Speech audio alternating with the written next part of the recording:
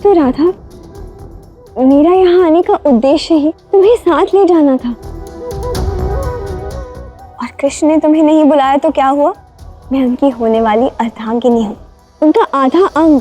मैं तुम्हें आमंत्रित कर रही हूँ, तुम चलो हमारे साथ। रुक्मणी, तुम्हारी उदारता और स्नेह के लिए बहुत बहुत धन्यवाद। किंतु नहीं, मैं वहाँ कृष्ण के बुलाने पर ही आऊंगी, और यही मेरा कथन है। मैं अपना कथन व्यर्थ नहीं जाने दे सकती।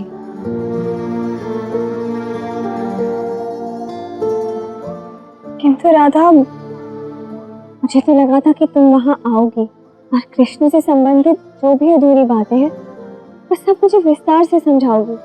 अब तुम तो वहाँ हर्षण कृष्ण के साथ ही रहने वाली हो ना, तो सारी बातें समझ जाओगी। और यदि नियति ने चाहा तो मैं भी अवश्य आऊंगी और फिर सारी बातें बताऊंगी। दाऊ, आप सभी को मेरा प्रणाम।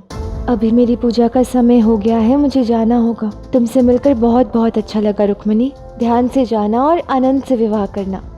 मैं चलती हूँ। धन्यवाद राधा।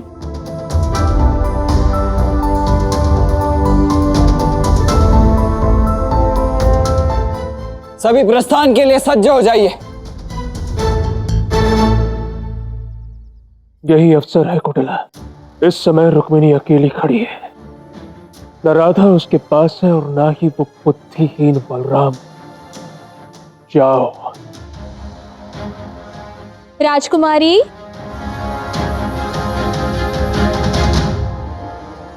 अपनी सखी कुटिला से विदा नहीं लेंगी? अवश्य लूंगी। वैसे राजकुमारी रुक्मिणी, आपको एक बात विचित्र नहीं लगी कि राधा आपके साथ नहीं जा रही?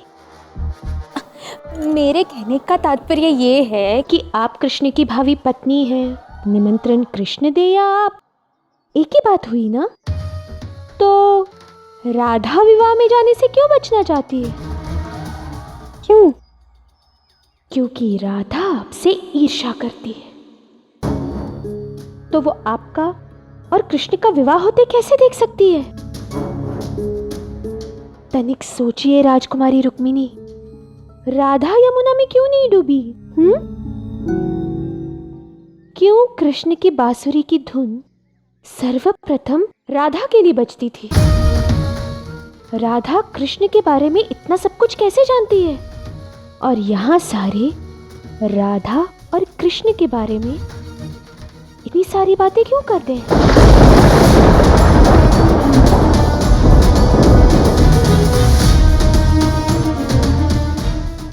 रुक्मिणी, समय हो चुका है, इसीलिए बैठो पालकी में और शीघ्र चलो।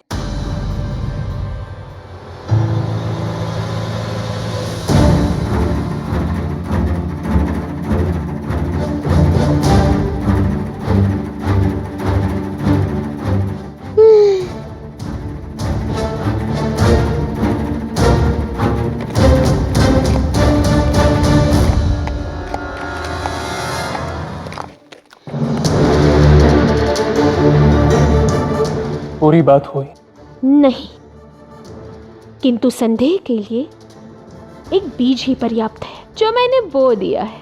अब रुक्मिणी जैसी भोली भाली कन्या के मन में ये संशय का बीज एक विशाल वृक्ष का रूप ले लेगा, जिसकी जड़ें राधा और कृष्ण के जीवन को हिलाकर रख देगी।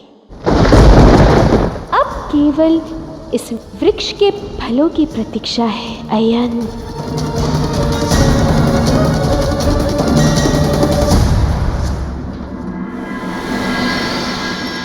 पिताश्री, रुक्मिणी मिली? संपूर्ण द्वारका नगरी में हमने खोजबीन कर ली है, किंतु रुक्मिणी का कहीं पता ही नहीं चल रहा है। विवाह का मुहूर्त निकला जा रहा है। हे नारायण, सारी द्वारका यहाँ पर है। वधू ना सही तो कम से कम वर मेरा कृष्ण ही यहाँ पे पहुंचा दो। मैं तो सज हूँ माता।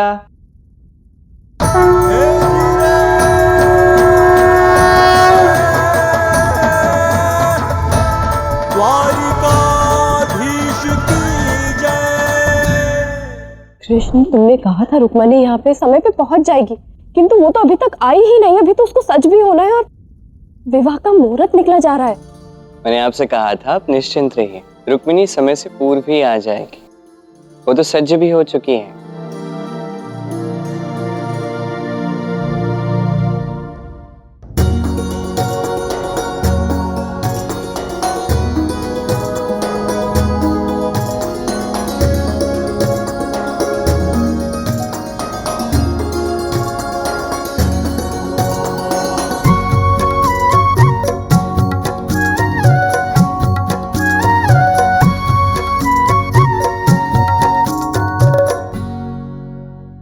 रुक्मणी, तुम कब आई और सच कब हुई? जी मैं रेवती भाभी के साथ बाहर गई थी। सच, आज तुम बहुत सुंदर लग रही हो। सत्य में आज हमारी पुत्र वधू अत्यंत सुंदर लग रही है।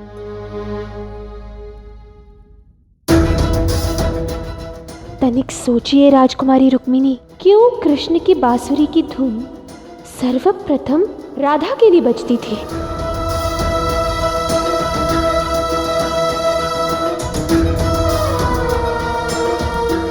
सारी द्वारका इस विवाह की प्रतीक्षा में है। चलो जयमाला से आरंभ करते हैं।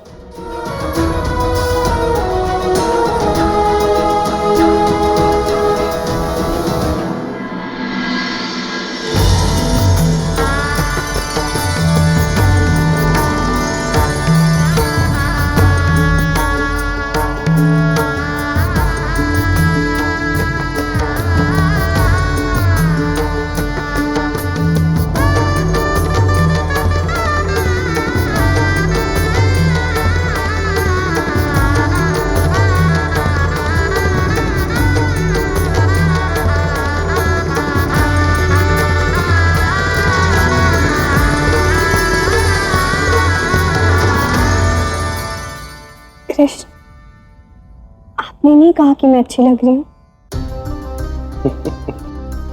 ये कहने की क्या आवश्यकता है रुक्मिणी? राधा ने आपका श्रृंगार किया है, आप तो सुंदर लगोगी ही, आप निश्चिंत रहिए। राधा ने सज्ज किया, इसीलिए मैं अच्छी लग रही हूँ, अन्यथा अच्छी नहीं लगती। कृष्ण के जीवन में राधा की इतनी महत्वता क्यों है? राधा रानी, अयन ने स्वयं को बरसाने का मुखिया घोषित कर लिया है और उसने कुछ निर्णय भी लिए हैं। रुक जाओ! तुम लोगों का साहस भी कैसे हुआ यहां आकर इससे कुछ भी पूछने का? एक बार बता दिया ना, राधा इस समय बहुत आहत है। उसका मानसिक संतुलन कदापि ठीक नहीं है। उसका वो परम मित्र कृष्ण, वो राधा की उपस्थिति के बिना ही अपना विवाह संपन्न कर रहा है। यहाँ तक कि उसने इसे अपने विवाह में बुलाया तक नहीं। बस अब और दुख नहीं सह सकती। अब ये सारे दायित्व मैं संभालूंगा। क्यों राधा, सत्य कह रहा है ना अयन? देखिए, जो भी घोषणा हुई है वो आपके चुने गए प्रतिनिधि द्वारा नहीं दी गई। अब इसे मानना या ना मानना ये सब आप पर निर्भर करता है। मैं किसी को बाध्य नहीं करूंगी। तब तो हम इसे कदापि नहीं मानेंगे राधा रानी।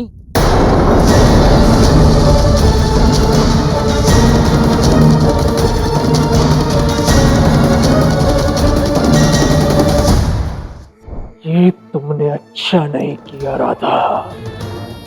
अरे उस कृष्ण ने तो तुम्हें छोड़ दिया, किंतु यदि तुम्हारे उस कृष्ण के साथ रास लीला के विषय में, तुम्हारे प्रेम प्रसंग के विषय में यदि पूरे बरसाना वासियों को ज्ञात हो गया तो उसका परिणाम क्या होगा तुम्हें ज्ञात भी है?